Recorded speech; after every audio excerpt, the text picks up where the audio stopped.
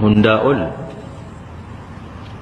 rakkoo amma dhalate kana yoo laalle ka'umsi isaa maalii, eessaa ka'ee, akkamitti ka'ee, eenyutu kaasee jennee yoo laalle waan baay'ee, waan bal'aa guyyaa guutuu nutti fixuu danda'u haasa'uu dandeenya. Hundaa ol waan hundi keenya hubachuu qabnu, waan nuti beekuu qabnu, ummanni keenya mufii qaba. Mufii bal'aa qaba. Komii guddaa qaba. Maaliif mufatee, maaliif komate jennee yoo laalle rakkoo irra ga'e irraa ka'e malee akkasumatti cal jedhee miti.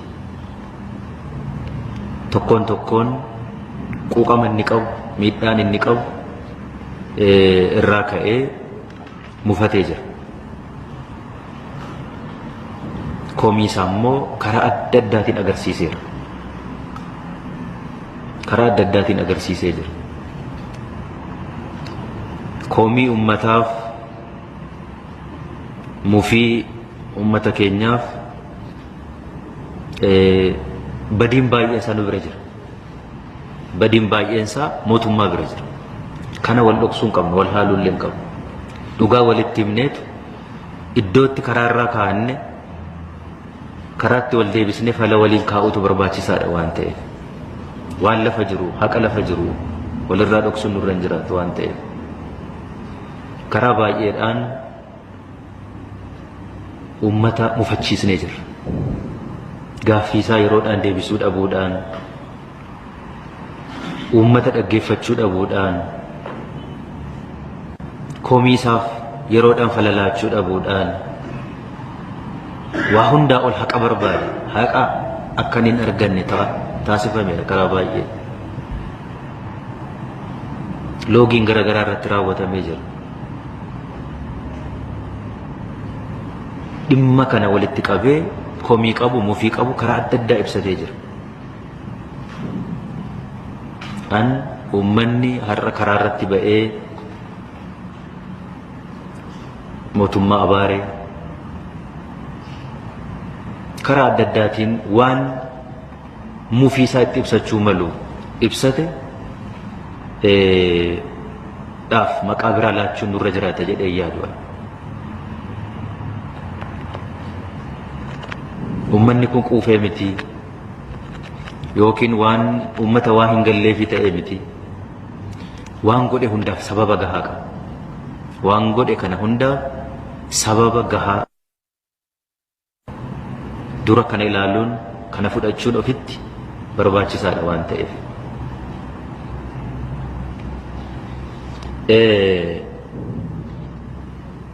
Kana keessattis immoo badiin adda addaas ga'ee jira. Gadda isaa ta'u gammachuu dhuunfaadhaan nu hin qabnu. Yoo gammannes hawaasa keenya waliin, gammachuu hawaasa keenyaan nu gammachiisa. Hundi keenya iyyuu mar'immaan hawaasa kana keessaa baane waan ta'eef, garaacha hawaasa kana keessaa baane waan ta'eef, gadda hawaasa kana keessaa namni gammadu hin jiru. Sammuu akkasii namni qabaatu hin jiru. Duukumaa gadda duukaa bu'a. Hundaa ol yerootti dhaabbannee of ilaaluu qabnu, yerootti wal baqanne otoo hin ta'in walitti dhufnee walitti haasa'uu qabnu ifatti yoo jiraate amma jedhee tan yaada, amma jedhee tan laala.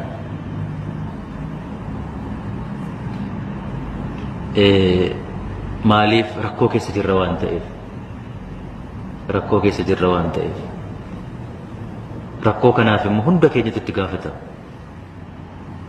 Dirqama seenaa qabu hundi keenya iyyuu. Garuu rakkoo yoo dhalate hunduu fala kaa'uu hin danda'u. Hawaasa keessaa namatu jira. Nama mul'ata qabu, nama waa arguu danda'u. Hundi rakkoodhaan falalaachuu hin danda'u. Nama keessa namatu jira, nama rakkoo falalaachuu danda'u. Warri akkasii walitti dhufnee waliin mari'annee yeroo itti fala kaa'uu qabnudha yeroon kun. Yeroo tokkoon keenya tokko komannu gamaaf gamana dhaabbannee wal komannu otoo hin ta'in hundaa ol anaaf amma walitti dhufnee rakkoo keenyaaf fala kaa'u. Rakkoon kan keenya eenyummoo rakkoo keenyaaf fala nuu kaa'uu hin danda'u. Rakkoo keenyaaf yoo nuyi fala kaawwanne malee fala iddoo biraadhaa rakkoo keenya fiduu hin dandeenye. Hin dandeenye. Fala kan barbaadu abbaa rakkate nama rakkina keessa jiru. Nama rakkinni sun dhukkubsedha kan fala barbaadachuu qabu. Namni rakkoo kana keessatti madaa'in hin dhukkubsatiin fala dhugaa madaa kana fayyisuu danda'u namaa fiduu hin danda'u nuu fiduu hin danda'u. Yoo rakkoo kana keessaa baana taane fala ofii fiduutu nurra jiraata. Fala ofii fiduudhaaf immoo waan fedhe haa qabaannu, waan fedhe haa yaannu, walitti isaa mufannu, wali isaa arrabsinu, wali isaa jibbinu, yaada adda addaa isaa qabaannu. Kanaaf yoo har'a teenyee waliin mari'annee waan garaatti qabnu har'aaf lafa keenyee garuu waan falanuu ta'uu danda'u. Waan dukkana kana keessa har'a nu baasuu danda'u waliin falan keenya yoo taane homaa gatiin qabu. Gatiin qabu. Nuuf gatiin qabu. Har'a kan nu baasu walitti baqachuu. Waan garaadhaa qabnu jaalala isaa ta'u jibba mana keenya kaawwanne waliif rakkoo kanaaf falli unu erga ta'e nu erga ta'e eessattuu baqachuu hin dandeenye walitti yoo baqanne malee. Homaa ani Oromoodhaaf eenyuyyuu fala fiduufi danda'a jedhee yaadu Oromootii alatti. Hayyuu Oromoo, beekaa Oromoo, nama ija waa arguu danda'u, nama bataan mirga ilaalee boru ilaa har'a tontee boru arguu danda'u, boru ilaaluu danda'u. Namoonni akkasii walitti dhufee fala yoo kaa'u baate eenyuyyuu fala nuu fiduu hin danda'u. Kanaaf an akkuma jettan yeroo kamiyyuu caalaa warra as jirtan duwwaa miti Oromoon hundi walitti dhufne yeroo itti rakkoo keenya irratti mari'achuu qabnu har'a. Yeroon kana jedhu har'a waan tokko gubateedhaaf, har'a wanti tokko miidhameedhaaf, waan har'a gubate duwwaa ilaaluudhaan warshaa gubate haa ta'u, maal gubate haa ta'u, sana duwwaa ilaaluudhaan, sana balaaleffachuu duwwaadhaan, sana jala golgamee gaaffiin uummata kanaa, mufiin uummata kanaa sanaan haguugamuu qaba jedhee yaadu. Gaaffiinsa ilaalamuu qaba. Maal mufate uummanni kun? Maal irratti komii qaba? Maaltu isa mufachiise? Mana isaa bahee karaa irratti bahee akka inni waa balaaleffatu, mufiisa karaa adda addaatiin akka inni ibsatu kan isa taasise maali? Gaaffii qaba uummanni kun. Gaaffiin kun waan biraadhaan haguugamuu hin qabu. Waan biraadhaan maqaan biraa fi wanti biraa itti moggaafamuu hin qabu. Mataa isaadhaan of danda'ee gaaffiin uummata kanaa deebii argachuu danda'utu irra jiraata. Deebii kanas yoo waliin taane irratti mari'anne tokko yoo taane waliin deebisuu dandeenya jedhee yaada. Tokko yoo taane yaadaan tokko yoo taane waliin deebisuu yaada dandeenya jedhee yaada. Deebi'uutis irra jiraata. Hundi keenya har'a dana teenyee gamaaf gamana halkanii guyyaa kan laffaanu isinis hojii keessan dhiistanii baay'een keessan baadiyyaa keessatti hojjechaa akka turtan nan beeka. Hojii keessan dhiistanii maaliif? Quuqama saba kanaa waan qabdanii. Rakkoon biraa boru saba kana irratti deebi'ee akka inni hin qaqqabne wanti isin raffisu isin hin raffisne waan jiruudhaaf, wanti isin hin boqochiisne waan jiruudhaaf baadiyyaa keessa naannoftanii waan humni keessaniif beekumsi keessan danda'e hundaa gumaachaa kan turtan.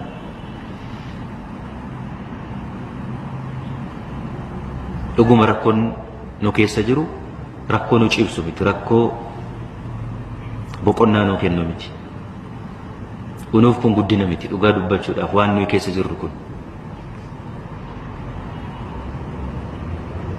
Kanaaf gaaffii uummata keenyaaf waliin taane fala barbaadu tokko lama jenne yoom akkamitti fala argata jennee waliin itti yaaduu waliin deebisuun barbaachisaadha. Rakkoo amma dhalateen akkuma jedhe golgamee maqaa biraa laatamuufiin hin qabu.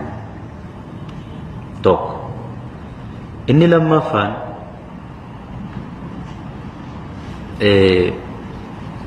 hawaasni mufiisaa karaa adda addaa akka ibsate hunda hawaasni badii hin qabu. Namni badii qabus immoo hawaasa keessa hin jira. Namni badii qabus hawaasa keessa hin jira. wallaalaanis hawaasa keessa jiraachuun mala. Wantoonni amma naannoo keenya keessatti ta'an immoo wanti gadheen badaa ta'anis immoo jiru. Dhugaa dubbachuudha. Ifa walitti dubbachuun barbaachisaadha. Mormuu yoo ta'e, mufachuu yoo ta'e, naannoo Oromiyaa duwwaa miti bararra kan mufatee jiru, kan mormee jiru, kan qabeenya isaa ofirratti hin gubne ofirratti qabeenya isaa. Qabeenya ofirratti gubuun dhuguma falanuu ta'ee amma karaan nu baasu, karaan nu guddisu kanaa jennee yoo laalle annatti hin fakkaatu. Dhugaa dubbachuudha. Qabeenyi baay'een naannoo keenya keessatti gubate qabeenya keenya, qabeenya Oromooti. Buufataaleen fayyaa gubatan, manneen barnoota mandara keessa jiran gubatan, ambulaansonni gubatan, warshaaleen gubatanis, warshaalee Oromoo baay'eetu gubate. Dhugaa dubbachuudhaaf qonni midhaan maasaarra jiru baay'eetu gubate. Kun sirrii natti hin fakkaatu. Dhugaa dubbachuudhaaf kun karaa itti falatti nu geessu miti. Inumaayyuu gaaffii uummata kanaa akka inni gadi xinnaatu amma walitti bahee namni hoteela wayii keessa galee dubartii wayii namni wayii biiraa gurguratu gadi fuudhee dhugu kun wannoo gaaffii saba kana gadi xinneessuudha jedhee ilaala. Dhugaa dubbachuudha. Gaaffii saba kana gadi xiqqeessu sabi ulfina qabu kun gaaffii inni sirnaan gaafate gadi xiqqeessanii akka waan mandara keessatti kashalabbee wayii hojjettuutti fakkeessanii sadarkaa kanatti gadi bu'uunsa gaarii miti. Waan hundi keenya balaaleffachuu qabnu jedhee tayyaadha. Badii akkasii kun sirrii miti, nun baasu. Eenyuyyuu miidhamu, nutu miidhamu, Oromootu miidhamu. Har'a yaala dhabanii buufanni fayyaa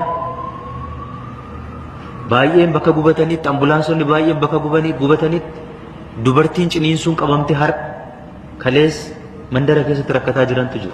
Dubartiin Oromoo nama biraa miti. Amma kana gooneetu Oromoof yaadnaan, kana hojjechuudhaan Oromoof hin yaadnu. Ani kun fala ta'a jedhee hin yaadu, dhaabbachuu qaba. Wallaalaa keenya gorfachuu danda'u nurra jiraata.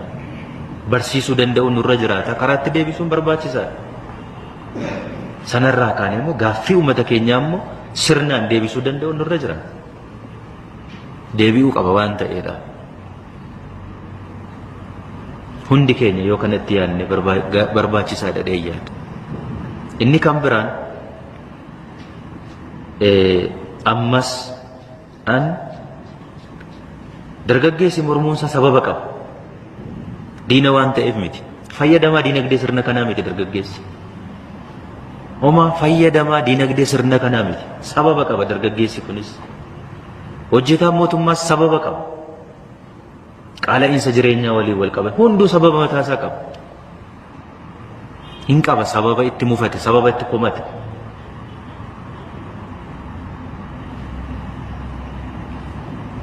Isa mootummaan dhaabbatee ilaaluun fala kaa'uufiin akkuma jirutti ta'e wanti anaanis na yaaddessu, hunda keenya nu yaaddessu jira. Ammaan booda dhiigni kam Oromiyaa keessatti, dachee Oromiyaa keessatti dhangala'uun qabu, lubbuun baduun qabu, dhaadannoo duwwaan ta'uun qabu kun yoo hundi keenya halkanii guyyaa irratti hojjenne malee